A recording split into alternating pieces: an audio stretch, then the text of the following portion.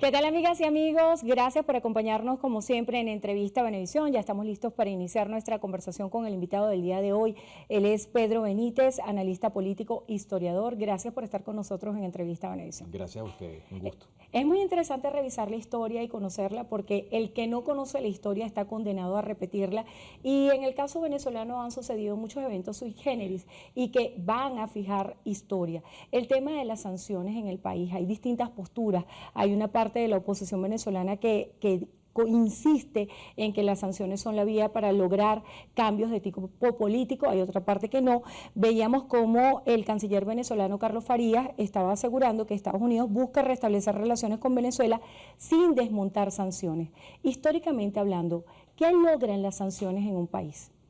Bueno, primero tenemos que distinguir que en Venezuela se han aplicado desde el exterior varios tipos de sanciones, no todas son iguales, se suele meter todas en un paquete. Están las sanciones de tipo personal, por violaciones de derechos humanos y investigaciones de tipo judicial abiertos por distintos países, principalmente la justicia de los Estados Unidos. Hay sanciones de tipo financieras y las sanciones de tipo comerciales que entraron en vigencia contra la industria petrolera venezolana en marzo o abril del año 2019. Este tipo de sanciones comerciales siempre han conseguido exactamente todo lo contrario de lo que buscaban. En vez de provocar un cambio político, por regla general, lo que han conseguido es consolidar el régimen autoritario que se quiere cambiar o modificar su conducta, cohesionarlo, debilitar a la oposición y a la sociedad civil. Y exactamente todo lo contrario de lo que han buscado. Ejemplo, bueno, sanciones se le aplicó a Naciones Unidas al régimen de General Franco después de la Segunda Guerra Mundial. General Franco había sido aliado del eje nazifascista y Naciones Unidas le creó casi un bloqueo completo a España durante 4 o 5 años y Franco no cayó. Al final, 5 o 6 años después, Naciones Unidas tuvo nuevamente, Estados Unidos y las naciones europeas tuvieron que pactar con General Franco. Cuba tenemos varias décadas. Irán, Turquía, Nicaragua, que son hoy aliados estratégicos de Venezuela. Sí, Irak en los años 90, durante la etapa de Hussein, y tanto no funcionó que al final vino la invasión angloamericana, la Segunda Guerra del Golfo. El único excepción podría ser Sudáfrica, pero en el caso de Sudáfrica hay que meter otros elementos porque también había un conflicto militar en sus fronteras y el gobierno del apartheid, los nacionalistas blancos, tuvieron que llegar a una negociación. Pero sacando ese caso, este tipo de políticas lo que hacen es conseguir exactamente todo lo contrario que buscan. Aíslan más el país y lo que hacen es mover ese régimen político en concreto hacia un eje que lo aleja totalmente del alineamiento democrático internacional. Si se normalizan las relaciones a nivel económico y sobre todo desde el punto de vista energético, pero no las diplomáticas, ¿en qué cambia la realidad para Venezuela? Bueno, yo creo que una cosa va atada con la otra. Venezuela necesita restablecer sus relaciones normales con el resto del mundo. Venezuela necesita restablecer la confianza para que van inversiones. Y eso pasa por tener relaciones diplomáticas normales y tener relaciones comerciales normales. Entrar en una zona gris, que es la que estamos en estos momentos, permanecer en el tiempo, no le conviene absolutamente a nadie en Venezuela. Tenemos una oportunidad, me parece a mí. Por supuesto, estamos entrando aquí en el terreno de la especulación, pero creo que tenemos una oportunidad de 30 a 35 años antes que ocurra ya el cambio definitivo en la matriz energética mundial, en la cual Venezuela, que sigue siendo el país con reservas de petróleo sumamente importantes, las aproveche. Ahí tenemos el tema del gas. Venezuela, esto, uno lo dice, parece mentira. El país con mayores reservas de gas natural en el continente americano es Venezuela, por encima de Estados Unidos. Uno dice esto y parece mentira. Y sin embargo, cuando tú te vas a las estadísticas, estamos casi en la última de la fila en cuanto a producción y no exportamos nada. Y ya sabemos todos los problemas que tenemos con el gas doméstico en el país, los cilindros que se dañan. Y tenemos una enorme oportunidad, no solamente para satisfacer las necesidades venezolanas, sino una fuente enorme de empleo y de divisas, fuentes de divisas. ¿Pero qué necesitas para eso? Inversiones extranjeras, y esas inversiones no van a venir si el país no genera confianza. Benítez, hay un tema muy importante para buscar darle un sentido a todo lo que está ocurriendo en la geopolítica del país y está basado en el diálogo. Hay distintos analistas como Socias que ponen el acento a que se estuviera dilatando este proceso de diálogo y que sería un punto de honor para la oposición venezolana que se desarrolle en México y que se firmen un conjunto de acuerdos, pero hemos visto pasar el tiempo y esto no ha ocurrido. ¿Por qué piensas tú que eso no ha pasado? Bueno, yo creo que por un lado hay falta de interés del gobierno nacional, pero también hay otro tema, es que el grupo que hasta este momento ha sido el representativo, más si tradicionalmente, de la oposición venezolana, ya no lo es.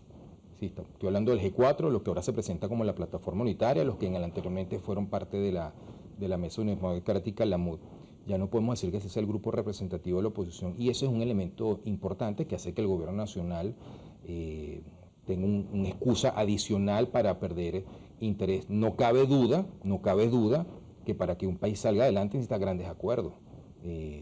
Pues cada quien conservando su postura. Históricamente en Venezuela el pacto de punto fijo fue crucial. Claro, nos dio varias décadas de estabilidad, pero ya sabemos que a partir de los 90, y precisamente cuando empezó el gobierno del expresidente Chávez en enero del 99, ese pacto fue demonizado. Entonces cualquier acuerdo con el adversario se veía como una negociación trastienda, algo malo, eso se le demonizó, y después eso le ha hecho un daño terrible al país. Fíjate lo que está pasando en Chile. En Chile, ahora, ¿qué le queda al gobierno de Boric? Pactar con la oposición. Pactar con la oposición, un nuevo proceso constituyente y unas reglas de juego acordadas entre todos y mantener ciertas políticas públicas a largo plazo. Eso es lo que necesita Venezuela. Ahora, la dificultad que tenemos, insisto, es que, creo yo, que el grupo que hasta ahora ha estado al frente, o sea, ha mostrado como representativo de la oposición, tiene un desgaste muy grande y pues no lo es en este momento, y ese es parte del problema. Usted habla de la representatividad que tiene la oposición venezolana y hay como varios fragmentos de la oposición. ¿Qué se debería hacer para establecer una estrategia política sólida por parte de la oposición venezolana? Bueno, la oposición se tiene que presentar como una alternativa de poder, democrática, pacífica y comprometida con el voto. Y tiene que ser un mensaje sumamente claro sobre el cual no puede haber ningún tipo de duda. Eso es lo que tiene que hacer vamos a decir, el campo democrático venezolano. ¿Cómo unificar eso? Bueno, yo modestamente me parece que la oposición venezolana lo que tiene es que buscar una candidatura, porque eso es lo que se trata en este momento, el debate dentro de la oposición. Buscando una candidatura, hoy hay más de 40 nombres que están puestos sobre la mesa. 42 para ser exactos. ¿Qué posibilidad real ve usted en esta propuesta tan amplia? Bueno, mira, la sociedad venezolana tiene un gran deseo de cambio. Lo vimos clarito en las elecciones pasadas, las elecciones regionales. La oposición venezolana nunca fue tan dividida y nunca obtuvo tantas alcaldías. Vimos los resultados en la Venezuela profunda, los resultados en Barinas, en Cojedes, pero por ejemplo en Guárico la mitad de las alcaldías, en Apure la mitad de las alcaldías, y hubo varios estados más que se perdieron por muy poquito por las divisiones internas. De modo que hay un gran deseo de cambio en la sociedad venezolana. Pero, volviendo a mi punto anterior, hay que buscar un candidato o una candidata que garantice ganar, que le entreguen y que pueda gobernar.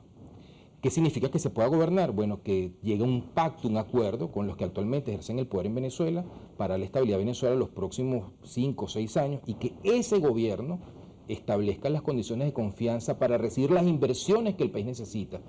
Te mencioné el tema del gas, pero está también el tema eléctrico. Un país que no tiene electricidad no va a crecer. Nosotros tenemos un grave problema eléctrico que no hemos resuelto en Venezuela. ¿Y con qué resuelve eso? Con grandes inversiones, reprofesionalizando el sector. Para eso necesitas inversiones. Ahora, ¿quién le va a meter plata al sector eléctrico venezolano en las actuales condiciones? Entonces, la opción que te está planteando el gobierno nacional es, bueno, vamos a privatizar el 10% de Corpoelec. Eso no resuelve absolutamente nada. Y tampoco que vendas el 10% de Cante. Necesitas inversiones privadas muy importantes en esos sectores, en el sector petróleo, en el sector del gas, en infraestructura, para que el país vuelva a crecer. Y sin crecimiento no recuperas el salario real de los trabajadores. La ley de zonas económicas especiales tal vez es la respuesta que da el Ejecutivo Nacional para buscar a esos inversionistas y captar esos recursos que se necesitan para el avance. ¿Piensa usted que esta es una salida interesante, sobre todo si lo extrapolamos a ejemplos de lo que ha sucedido en naciones que han utilizado esta propuesta de zonas económicas especiales como China, Singapur? Mira, con todo respeto, creo que el que propuso eso no tiene idea de lo que está hablando, sinceramente. O sea, si tú revisas lo que se hizo, por ejemplo, en China y en otros países asiáticos, incluso en México, sí, se creó un marco jurídico atractivo para los inversionistas, pero necesitas infraestructura. ¿Quién va a invertir en una zona donde hay continuos apagones? O sea, tú necesitas electricidad, necesitas energía, necesitas infraestructura, necesitas buenos aeropuertos, buenos puertos, y todo eso en Venezuela en este momento lamentablemente está en el suelo. Entonces tú lo que necesitas es convertir a todo el país, y lo digo en buen sentido de la palabra, en una zona económica especial para que traiga inversiones, porque nuestro objetivo, o sea, no hay que confundir el medio con el fin. ¿Cuál es el fin? El fin es mejorar el salario real del trabajador venezolano y mejorar los niveles de vida marital de los venezolanos, parar la enorme migración que nos está desangrando como sociedad y volver a poner a Venezuela en una senda de crecimiento. Entonces, insisto, con todo respeto, esos son parchos para un barco que está agujereado por muchas partes. Se reanudan relaciones entre Colombia y Venezuela a partir del 26 de septiembre. ¿Qué expectativas hay? Bueno, muy buena, excelente que se restablezcan las relaciones normales entre dos naciones, son 2.219 kilómetros de frontera común, ahí hay un tercer país. Esto evidentemente tenía que, ya en la campaña anterior lo habían dicho todos los candidatos que pasaron a la primera y luego a la segunda vuelta, se iban a restablecer las relaciones plenas entre Venezuela y Colombia. Ojalá continúe así. Por lo que ha dicho el gobierno colombiano, ellos están conscientes que no va a ser fácil, ahí hay una serie de temas espinosos, pero bueno, ya se ha dado un primer paso y eso le va a hacer bien a Venezuela y en particular a los venezolanos que viven en la frontera. Las proyecciones que hay acerca de las elecciones en Brasil, hay una nueva conformación de la geopolítica para Venezuela que pudiera ser favorable para el gobierno de Nicolás Maduro. ¿Cómo lo interpreta desde el punto de vista económico, político y social? Bueno, cada país tiene su propia realidad. Pensamos lo mismo cuando ganó el presidente Boric, mira lo que está ocurriendo. En el caso del presidente Petro, él tiene una mayoría en el Congreso aliándose con los partidos tradicionales, porque no le queda otra. Eso también limita su poder para desempeñarse en el exterior. Todo indica que el presidente Lula va a ganar, pero el presidente Bolsonaro actual va a salir con una votación también muy importante. Entonces Brasil va a seguir dividido. En cualquier caso, el que gane no va a tener mayoría en el Congreso. Lula ha pactado con partidos de la centroderecha, que va como su candidato a vicepresidente. Entonces, no vamos a volver a ver el panorama que vimos en la primera década del siglo XXI. Pueden ser los mismos actores, pero las condiciones y circunstancias han cambiado bastante. El liderazgo en Venezuela, que sigue siendo una gran interrogante. Hoy en día, si revisamos la historia, ¿qué hace falta para un líder en el país? Mira, lo que hace falta es un gran esfuerzo de desprendimiento democrático, tener una visión muy clara de lo que queremos hacer como país y yo te insisto, y eso concretamente poniendo el cable a tierra, es buscar una candidatura que esté comprometida con la paz, con la democracia, con el voto, sin ningún tipo de duda, y que esa candidatura sea un puente para el cambio que necesita el país y no un obstáculo. A su juicio, las elecciones primarias en la oposición venezolana, ¿en qué tiempo deberían darse y cuál debería ser la estrategia? Bueno, por las razones que te expliqué o te expuse anteriormente, no creo que esas primarias resuelvan el problema de la oposición venezolana. Lo que van es a ahondar más las diferencias internas que hay entre dos posturas que hay en la oposición venezolana. Esa es la realidad y esas posturas no se van a resolver por medio de unas primarias, todo lo contrario, lo que van es a ahondar la conflictividad dentro de la propia oposición. Y de esas primarias no va a salir, lamentablemente, el liderazgo, la candidatura que necesitamos para el cambio en el país. Yo lamentablemente estoy viendo esas primarias más como un obstáculo que se está creando la propia oposición que como un puente. Nunca antes en la historia existió un escenario de tantos venezolanos en el exterior. Nunca jamás. Esto para nosotros es totalmente novedoso. Incluso si tú lo comparas con las grandes migraciones dentro del continente americano, la característica es que nunca tanta gente ha salido de su país en tan corto tiempo. O sea, hemos vivido una migración enorme de México a Estados Unidos, pues una migración que tiene 100 años. Colombia, Estados Unidos. También, pero la de Colombia tiene medio siglo, ¿no? La que vino también a Venezuela.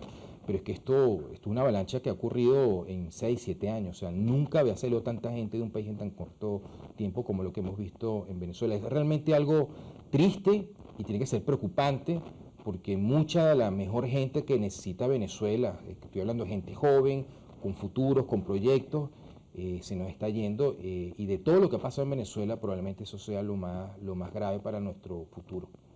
Gracias por estar con nosotros en Entrevista a Venevisión, se nos agotó el tiempo. Gracias a ti, muy amable por la oportunidad. Pedro Benítez, analista político, historiador. Gracias por estar con nosotros en Entrevista a Venevisión y gracias a ustedes también por habernos acompañado como siempre.